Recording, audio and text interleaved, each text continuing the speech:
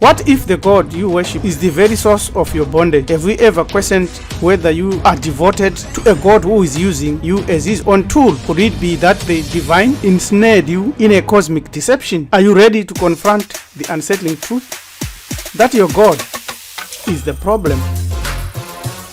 Our problem indeed is their God, and that's why they push and always force you to trust this God. Suppose every human being who has ever lived, regardless of their beliefs, whether they are atheists, agnostics, or highly spiritual, or geniuses or intellectuals, have been abused by non-human entities. Chances are that 99% of all human beings on earth today, as we live, as you listen to this video, are under their thumb and are victims. We want to consider this issue seriously because traditional paths like religion, spirituality, science, or psychology might not save you. If you don't wake up to this reality, if you ignore this without further research or doing your due diligence, you will be in grave danger unknowingly. In this video, we shall expose the evidence and review the escape routes. But be warned, because we hasten to add that very few people will get it, and the majority will enjoy their hay while they are being milked dry. Welcome to Bantu Foundations, offered by Manfado Family Network. Enroll in our course so that we can together walk this journey. We would like to identify the unseen chains that are binding humanity and the programs that have been installed in our human brains, so that we must prove beyond any reasonable doubt that our problem is their God, who is the real force pulling the unseen chains binding humanity in all our ills.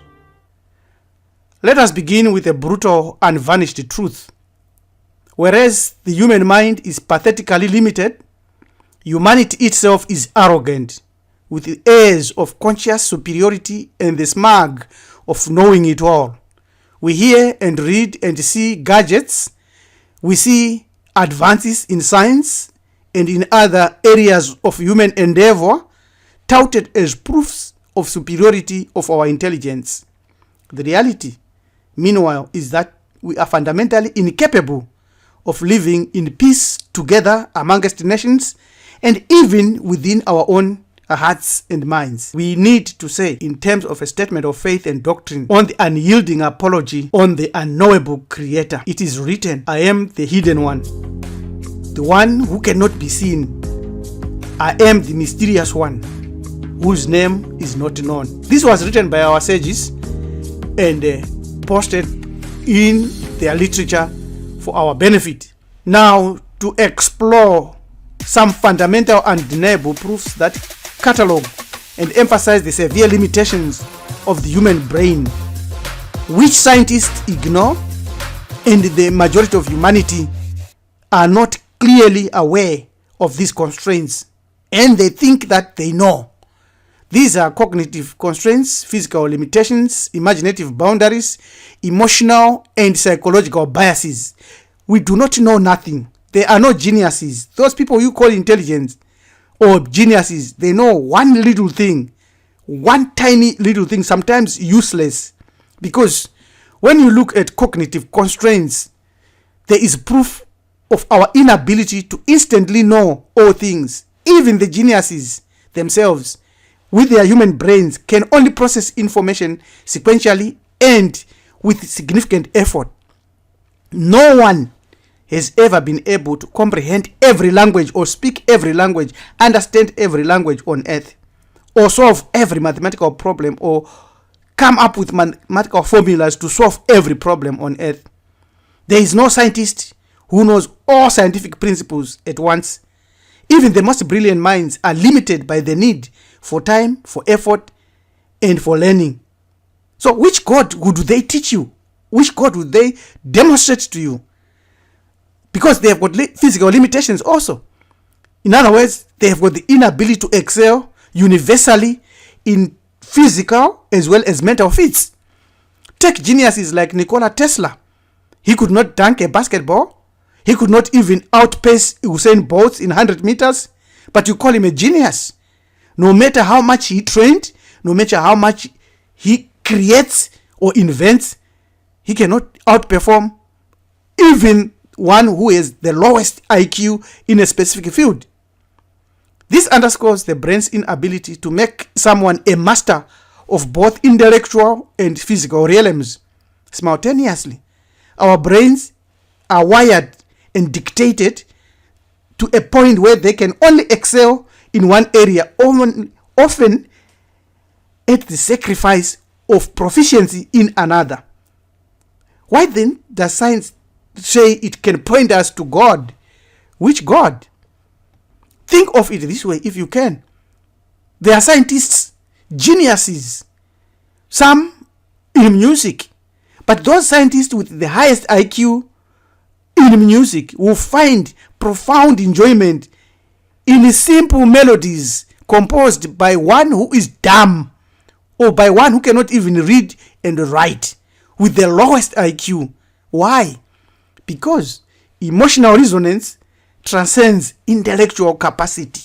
Science has come and said imagination is everything. Even Einstein said imagination is more important than knowledge. And in so doing, they have created an imaginary God. But human imagination itself is bound by experience and language. And the language has severe limitations. You go to another country today, you cannot hear what they say. You cannot understand what they say unless they use a common language.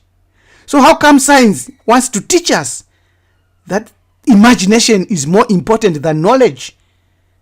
At the end of the day, it is important that we know that concepts like infinity, the nature of the universe, or the true essence of the real creator are only imperfectly grasped through metaphor and analog.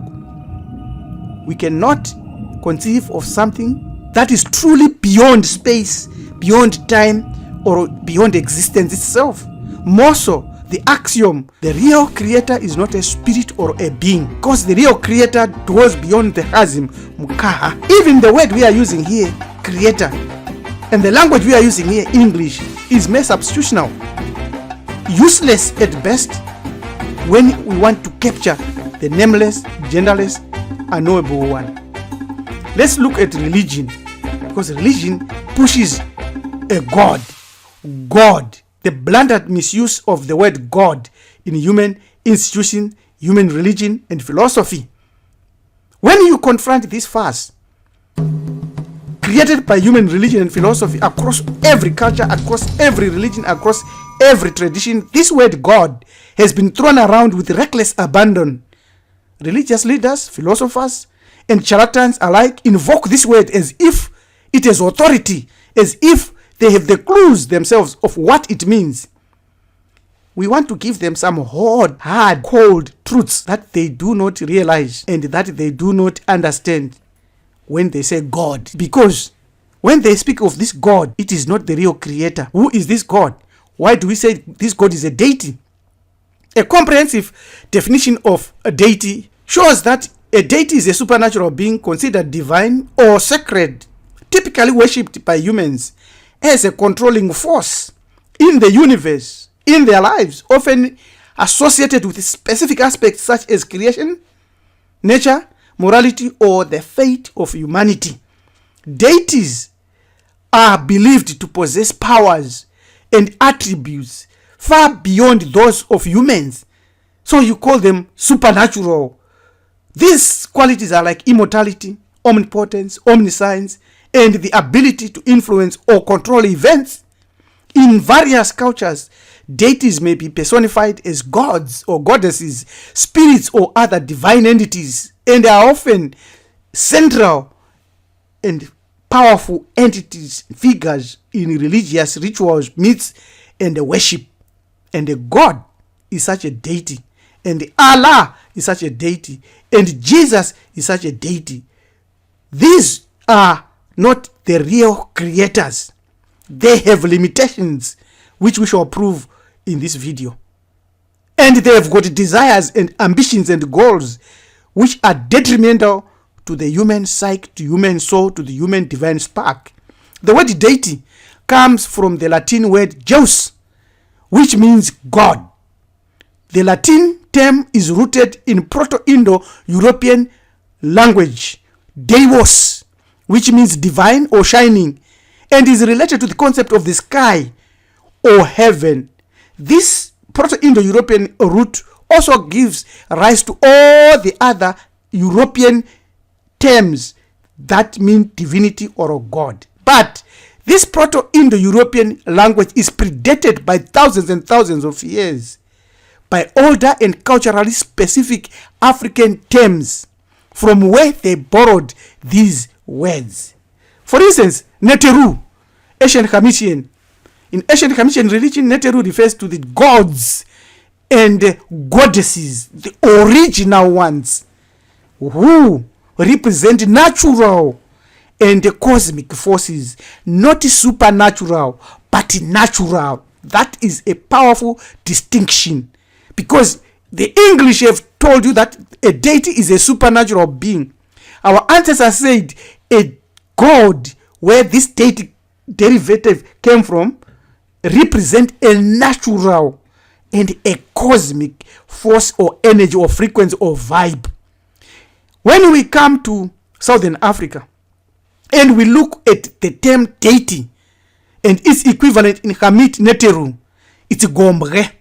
Gombre refers to a deity or a god or a natural cosmic force that never at any given point of its manifestation became a spirit, a being, or an abstract thought, or represented by its name, or embody a concept or a force. But our ancestors then, realizing that Gombre cannot be represented by any of these attributes or representations, went further to formalize Mondoro. And Mondoro is a deity that was once a spirit. We continue to now go into religion, in Christianity specifically, because there is biblical evidence that Yahweh was a Canaanite deity. In the Bible, this Yahweh, Lord, Adonai, Hashem, or whatever term you give, had limitations. First, he comes out as a male deity with a name. The real creator is nameless, is not a spirit, is not a being. That he created a human being makes Yahweh a physical being or a spirit being, implying lots of limitations, because we know he walked in the garden during the cool of the day, not during the hot part of the day. We know he could not find Adam and Eve. He had to ask Adam, where are you? Suggesting that he is not omniscient. He is a spirit being. On one side, we are told that no man has seen God at any time in John 1, verse 18. But if you read Exodus 33, he says he spoke to Moses face to face as a man speaketh unto his friend. That's a contradiction. He even wrestled with Jacob. This Yahweh also visited Abraham and was given meat and a lunch, and he had a good time. It's a spirit being, it's a deity, is not the creator, is not the unknowable creator, because this one is known, can be seen, can be handled. In Numbers 12:8, in rebuke to Aaron and Miriam, he said, with Moses I speak face to face clearly and not in riddles. He sees the form of the Lord. So Moses saw the form of God. He can draw him, he can craft him, he can create a statue of that God. When you go to the Christians, in Revelation, they are told that Jesus is the Lion of the tribe of Judah, implying that their God has a totem, a lion totem, borrowed from ancient Hamit Horemakute. This is proof that we are dealing with a deity here. These and many other verses from the Hebrew Bible reflect what they call anthropomorphic and that physical descriptions of God, including the imagery of God as a warrior, a visible entity, as someone who rides on a cloud, someone with a counsel, a Dathel. This contrasts with the notion of the real creator, an abstract, non-physical entity who does not engage in such anthropomorphic actions or manifestations or physical manifestations.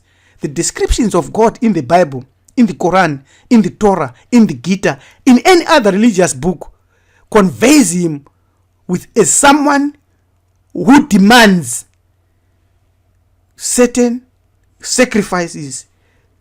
In the Bible, for instance, we are told that without the shedding of blood, there is no forgiveness of sin. Why is God so violent? Why did he command genocide on people that did not believe in the beliefs that were portrayed by those that were attacking others? These attributes are characteristics of deities in polytheistic traditions, while the concept of the unknowable, non-physical creator transcends such descriptions. So, how do we know that these are evil deities?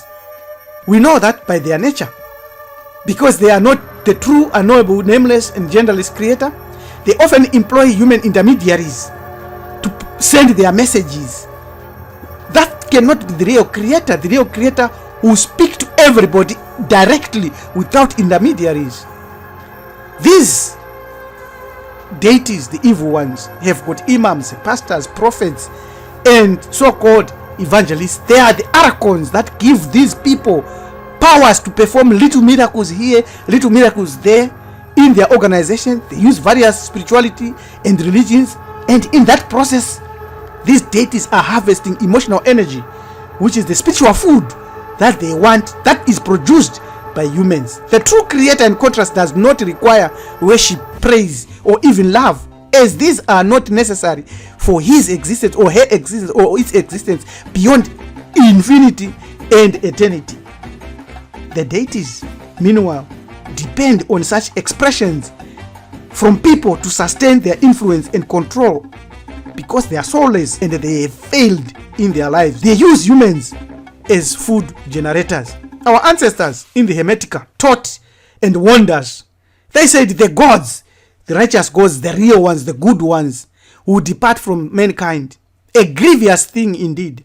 And only malevolent spirits will remain, mingling with humans and leading them into reckless crime, wars, robberies, fraud, and all things contrary to the true nature of the soul. The soul's true nature is not to become a food generator of these entities, but experiencing all infinity in the now with a clear awareness of that which lies beyond everything. The true gods confessed the doctrine that they are not the real unknowable creator. If you go and read from the book of Coming Forth by Day, Parutema Hore, chapter 125, you read a statement there that says, he who made all things, whose name is hidden from the gods, is unknowable even by them. So these gods that have come and say, I can show you the Father, hey, I am the Father, hey, I know God, hey, this, they are the evil deities. Square and fair. If you again read from the Litany of Ra, written by our ancestors in Hamid, section 3, it says, the one who is hidden, more distant than the sky, more unfathomable than the abyss, is the true creator, whose name no God knows. So tell me now, these gods that have come to you and told you the name of the Father, I will show you the Father is this one, the Father's name is Allah, the Father's name is Yahweh. Who are these gods? They are the evil ones. These are the ones that have created the web of control via religious control. All religions that preach fear use heavy entertainment, discordant music, crowd psychology tools, mass generates sentimental emotionalisms, bloody sacrifices, are tools of weak but subtle remnants of evil deities that only survive as long as humanity throws away its own potential of their soul. Witches and extraterrestrial parasites influence religionists and others to push these evil gods' agenda over the whole earth. What can you do? Master, know thyself. Know that the kingdom of heaven is within you, and whosoever shall know himself shall find it. You can also extend your knowledge.